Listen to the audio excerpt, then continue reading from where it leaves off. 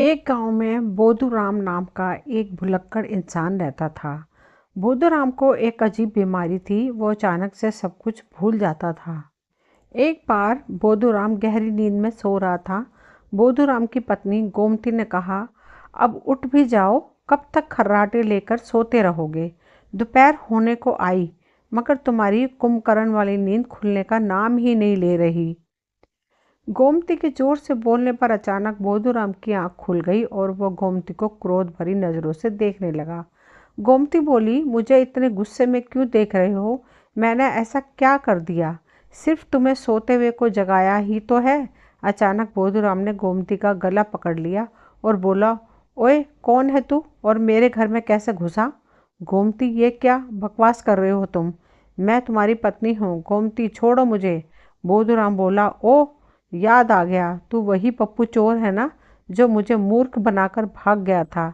आज तो तेरी खैर नहीं। आज मैं तेरे वो मार लगाऊंगा कि तू दोबारा चोरी कर कर मुझे मूर्ख बनाने की हिम्मत नहीं करेगा।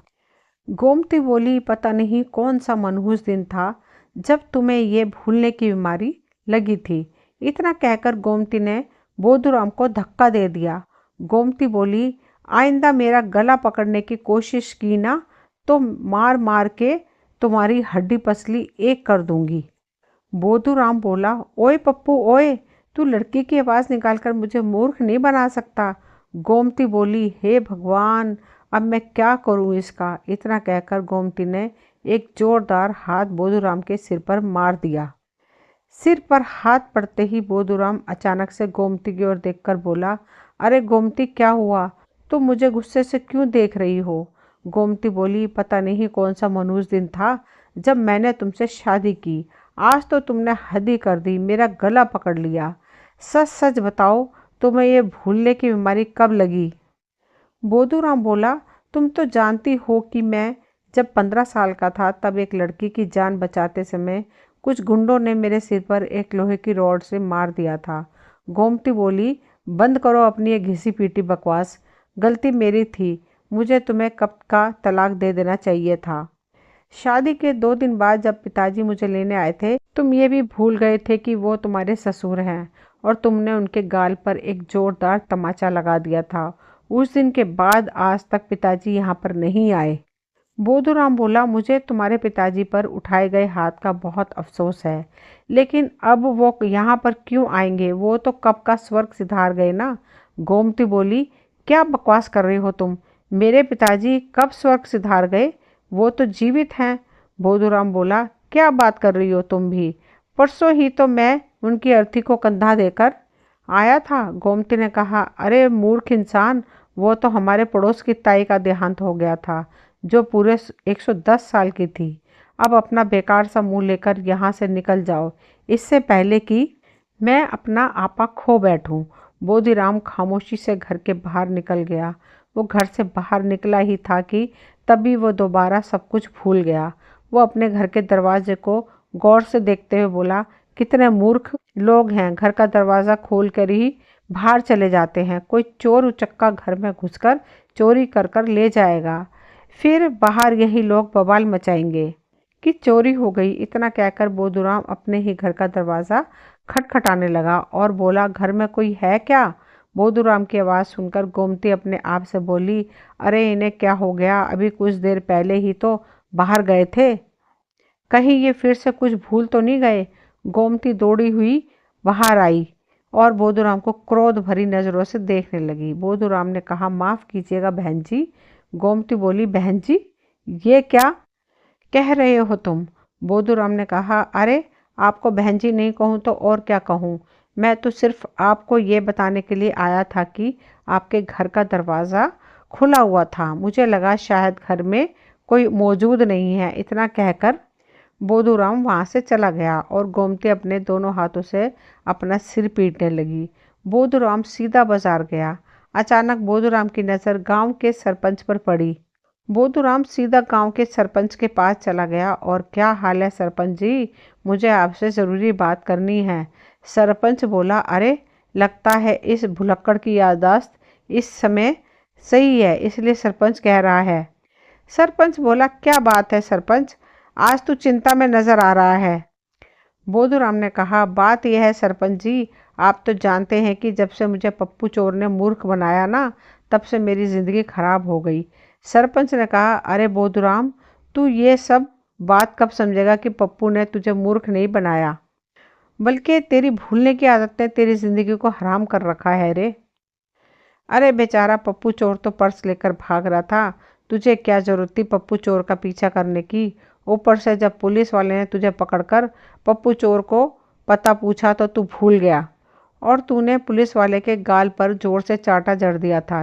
तभी सरपंच के बगल में खड़ा हुआ दिलीप धीरे से सरपंच के कान में बोला, सरपंच जी, बोधूराम को समझाने मत बैठो, कहीं ये फिर से भूल गया तो हम दोनों के लेने के देने पड़ जाएंगे। आप तो जानते हैं ना, बोधूराम का गुस्सा, उसके गुस्से के आगे कोई नहीं टिक पाता। सरपंच ने कहा, तुम सही कह रहे हो दिलीप। इतना बोलकर सरपंच बोधूराम से बोला, अच्छा बोधूराम, मैं चलता हूँ। इतना कहकर सरपंच ने प्यार से बोधूराम का सर सहला दिया और सरपंच यही भूल कर बैठा। बोधूराम दोबारा सब कुछ भूल गया और सरपंच को गौर से देखने लगा। सरपंच ने कहा, क्या हुआ बोधूराम, तुम मुझे इतनी गौर से क्यों देख रहे हो। अचानक बोधूराम ने एक जोरदार चांटा सरपंच के गाल पर जड़ दिया और बोला, मुझे मूर्ख समझा है क्या तूने पप्पू चोर। तुझे क्या लगा तू मेरी आंखों के सामने से दोबारा बचकर भाग जाएगा। आज तो तेरी खैर नहीं रे, मैं तुझे घसीटता हुआ पुलिस थाने में ले जाऊंगा।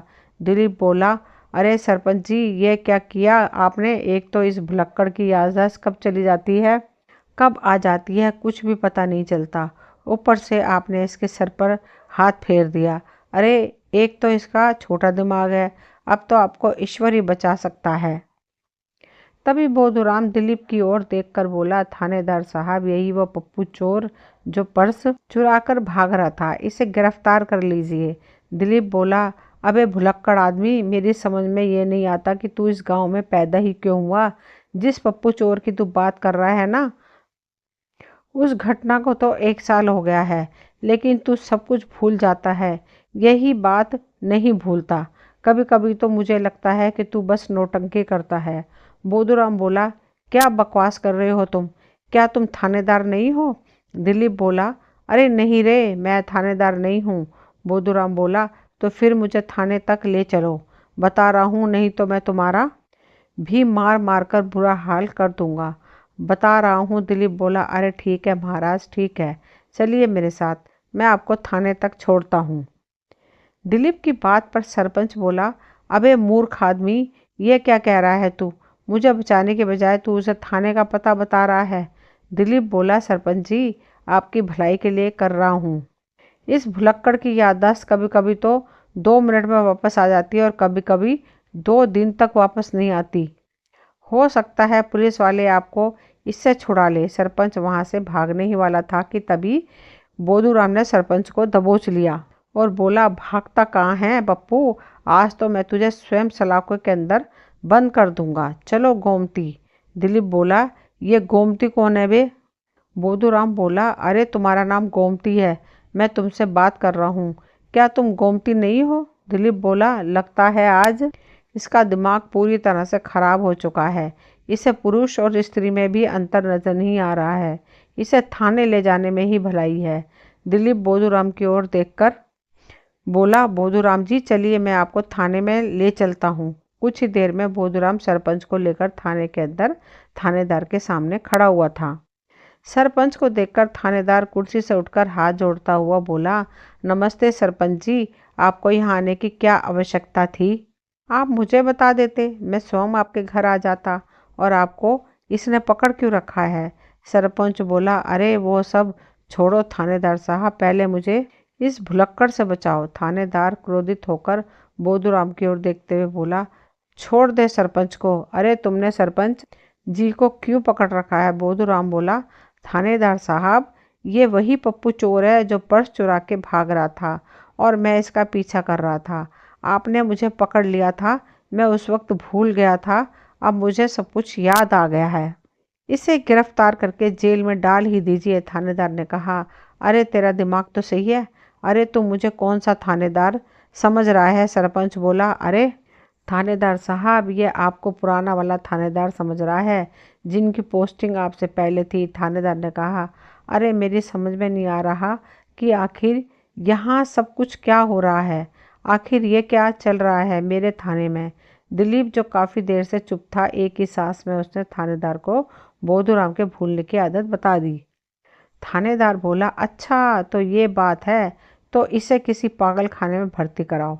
इस तरह की भूलने की बीमारी तो मैंने सिर्फ गजनी फिल्म में देखी थी, वास्तविकता में भी ऐसा होता है क्या? कहीं इसके सर पर किसी ने रॉड तो नहीं मारी थी? दिलीप बोला, थानेदार साहब, बोधूराम का यही कहना है कि जब ये 15 साल का था तब कुछ लड़के किसी लड़की को छेड़ रहे थे। इसने बचाने की कोशिश की तो एक लड़के ने इसके सिर पर रॉड मार दी, तब से इसे ऐसी भूलने की बीमारी हो गई है। थानेदार बोला, क्या तुम सच बोल रहे हो? इतना कहकर थानेदार बोधूराम की ओर देखकर बोला, मैं तुम्हें आखिरी चेतावनी देता हूँ, सरपंच जी को छोड़ दो। मगर थानेदार की बात का बोधूराम पर कोई असर नहीं पड़ा। थानेदार ने एक जोरदार चाटा बोधूराम के सर पर दे मारा।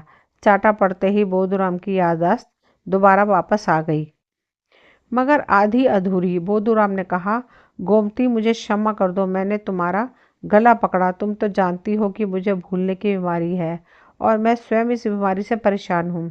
थानेदार बोला, ये क्या बकवास कर रहे हो तुम?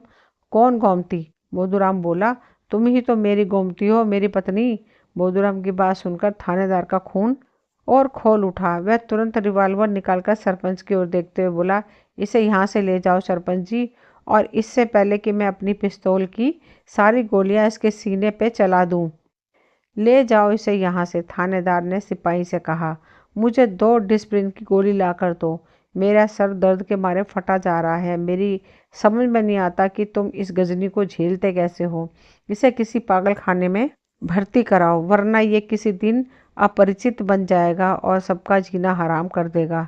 सरपंच बोधूराम को लेकर उसके घर पहुंच गया। गोमती बोली, नमस्ते सरपंच जी, ये आपके साथ क्या कर रहे हैं? सरपंच बोला, गोमती, तुम्हारे पति ने सबसे पहले तो मुझे पीटा और मुझे पकड़कर थाने ले गया, और तो और इसने 2 मिनट में थानेदार का पूरी तरह से दिमाग खराब कर दिया। थानेदार ने तो क्रोधित होकर रिवॉल्वर भी निकाल ली थी। वो तो अच्छा हुआ कि मैं इसे यहाँ पर ले आया। गोमती बोली, यहाँ पर क्यों ले आए? थानेदार से बोल देते कि की सारी गोलियां इनके ऊपर चला दे, तब जाकर मुझे खबर सुनाते कि तुम्हारे पति को थाने में गोलियों से छल्ले कर दिया। सरपंच जी, मैं सारी गांव में लड्डू बांटती। सरपंच बोला, कैसी पत्नी हो तुम, तुम्हें शर्म आनी चाहिए ऐसी बातें करते हुए। बोधूराम जैसा भी है तुम्हारा पति है, और तुम अपने पति के बारे में ऐसी उल्टी सीधी बातें कर रही हो, बताओ। सरपंच ने इतना कहा ही था कि तभी बोधूराम ने एक जोरदार चाटा सरपंच के गाल पर जड़ते हुए बोला, तुझे शर्म नहीं आती अपनी पत्नी से इतने बुरे अंदाज में बात करते हुए? सरपंच ने कहा, ये क्या बकवास कर रहे हो तुम बोधूराम, ये तुम्हारी पत्नी है, मेरी नहीं। बोधूराम ने दोबारा सरपंच के गाल पर चाटा जड़ दिया। बोधूराम ने कहा, मूर्ख आदमी, मुझे अपनी जुबान से ये कहते हुए जरा भी शर्म नहीं आई? मैं तो एक सन्यासी हूँ, मैं आजीवन विवाहित रहने का प्रण ले चुका हूँ, और तुम अपनी पत्नी को मेरी पत्नी बता रहे हो? बोधूराम की बात सुनकर गोमती का गुस्सा 7वें आसमान पर पहुंच गया। गोमती बोली, हे भगवान, आज इन्हें क्या हो गया है? इससे पहले कभी इतना खतरनाक भूलने का दौरा नहीं पड़ा था इन्हें। इतना कहकर गोमती ने बोधूराम के सर पर कस के घूंसा मारा। घूंसा पड़ते ही बोधूराम की याददाश्त फिर से वापस आ गई। बोधूराम ने कहा, गोमती, तुम मुझे इतना क्रोध से क्यों देख रही हो? बोधूराम ने सरपंच को देखते हुए गोमती से कहा, क्या तुमने सरपंच जी को चाय पिलाई या नहीं? सरपंच ने कहा, भगवान का लाख लाख शुक्र है कि तुम्हारी याददाश्त वापस आ गई। तभी वहां बोधूराम के चाचा हरलाल आ गए। हरलाल दूसरे गांव के सरपंच थे। हरलाल ने कहा, कैसी हो बहू? आज बड़े सालों बाद मुझे अपने भतीजे की याद आ गई, सोचा कि इससे मिलने चला आऊं। गोमती ने कहा, चाचा जी, अपने भतीजे को अपने साथ ही क्यों नहीं ले जाते? आज तो आपको मुझे ये बताना ही पड़ेगा कि इन्हें भूलने की बीमारी कैसे लगी। सरपंच ने कहा, सही कह रही हो, ये बोधूराम हमेशा यही बताता है कि जब वो 15 बरस का था तब कुछ लड़के एक लड़की को छेड़ रहे थे और बोधूराम उसे बचा रहा था, और एक लड़के ने लोहे की रॉड इसके सर पर दे मारी। तब से इसकी याददाश्त चली जाती है। लेकिन चाचा जी, बोधूराम के सर पर तो चोट के निशान तक नहीं हैं। सरपंच की बात सुनकर हरलाल जोर जोर से हंसते हुए बोले, अरे सरपंच जी, झूठ बोलता है ये मेरा भतीजा। जो है बात असल में ये है कि जब ये 15 साल का था तब एक लड़की को पसंद करता था, मगर ये नहीं जानता था कि वो लड़की पहले से शादीशुदा थी और एक 2 वर्षीय पुत्र की माँ भी थी। ये मूर्ख अपने प्यार का इजहार करने उस स्त्री के पास पहुंच गया। उस समय वो स्त्री अपने बच्चे के लिए एक क्रिकेट बैट खरीद रही थी। इसकी बात सुनते ही वो गुस्से से आग बबूला हो गई और उसने क्रोधित होकर वो बैट इसके सर पर जोर से मार दिया। तब से ये बेचारा ऐसा हो गया। और हाँ, आज सर्दी ज़्यादा है, सर्दी के दिन इसे भूलने के दौरे ज़्यादा बढ़ते हैं। आगे से ध्यान रखना। बहू सर्दी वाले दिन घर पर बंद करके रखना। गोमती बोली, अच्छा, तो असली बात यह है, इनकी ये हालत किसी लोहे की रॉड ने नहीं बल्कि प्लास्टिक के बैट ने की है। जनाब इश्क फरमाने गए थे। सरपंच ने गोमती से कहा, ज़्यादा बातें मत करो, इसे रस्सी से बांधो, नहीं तो ये फिर भूल जाएगा। और आगे से याद रखना, सर्दी के दिनों में इसे बांध कर रखना, अच्छा। हरलाल ने कहा, नहीं गोमती, उसकी कोई आवश्यकता नहीं। मैं नींद की गोलियां लेकर आया हूँ, दूध में इसे नींद की गोली खिला दो, सुबह तक ये ठीक हो जाएगा। हरलाल के कहने पर गोमती ने ऐसा ही किया और बोधूराम गहरी नींद में सो गया। सुबह हरलाल ने गोमती से कहा, बहू जाकर बोधूराम को उठाओ, मेरा विश्वास है कि वो अब तक सही हो चुका होगा। हरलाल के कहने पर गोमती बोधूराम को जगाने लगी। अजी सुनते हो, सुबह हो चुकी है, उठना नहीं है क्या? गोमती की आवाज़ सुनकर बोधूराम उठकर गोमती और हरलाल को गौर से देखने लगा। गोमती बोली, अजी ऐसा क्या देख रहे हो? बोधूराम बोला, कैसी हो पायल? मैं तुम्हें कब से ये बोलने के लिए तड़प रहा हूँ कि मैं तुमसे सच्चा प्रेम करता हूँ पायल। गोमती बोली, क्या बकवास कर रहे हो तुम? हरलाल बोला, लगता है ये उस पायल की बात कर रहा है जिसने इसके सर पर बैट मारा था। बोधूराम हरलाल की ओर देखकर बोला, तुम तो पायल के पति हो, तुम्हारी वजह से पायल ने मेरे सर पर बैट मारा था, याद आ गया मुझे। इतना कहकर बोधूराम उठकर खड़ा हो गया और अपने चाचा पर मुक्कों की बौछार कर दी। गोमती ने बोधूराम का हाथ पकड़ लिया, और ये क्या कर रहे हो आपको शर्म नहीं आती अपने चाचा को मारते हुए? बोधूराम बोला, मुझे छोड़ दो पायल, ये तुम्हारा पति है, इसी की वजह से तुमने मेरे सर पर बैट मारा था। गोमती बोली, मैं पायल नहीं, तुम्हारी पत्नी हूँ। हरलाल ने कहा, इसे कुछ दिनों के लिए बांध दो बहू, मैं जा रहा हूँ और अब कुछ साल बाद ही आऊँगा, तुम ही झेलो। हरलाल वहाँ से बोरिया बिस्तर उठाकर भाग गया और गोमती अपना सिर पकड़कर बैठ गई और जीवन भर अपनी किस्मत कोसती रही। दोस्तों, ये कहानी यहीं तक थी। मुझे उम्मीद है आप सभी को पसंद आई होगी। अगर पसंद आई हो तो प्लीज़ चैनल को सब्सक्राइब करें, वीडियो को लाइक शेयर करें। मिलती हूँ अगली कोई नई कहानी लेकर। कहानी सुनने के लिए आप सभी का तहे दिल से शुक्रिया।